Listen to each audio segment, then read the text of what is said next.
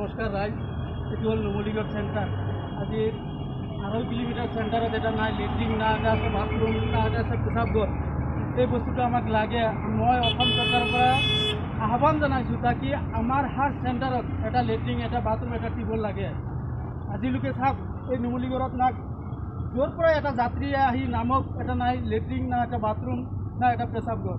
অসম চৰকাৰৰ পৰা আহ্বান জনাইছোঁ, এই বস্তুটো আমাৰ ইমাৰ্জেঞ্চি লাগে। যদি বাহিৰা দেশত আছে টয়লেট, লেট্ৰিন, টিউবৱেল, আমাৰ দেশতো লাগে। এই বস্তুটো আমাৰ জৰুৰী।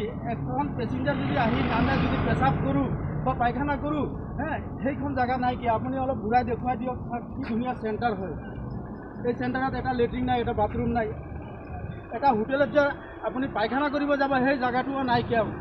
কিমান মানুহৰ কিমান কষ্ট হয় আপোনালোকে নিজে ভাবক।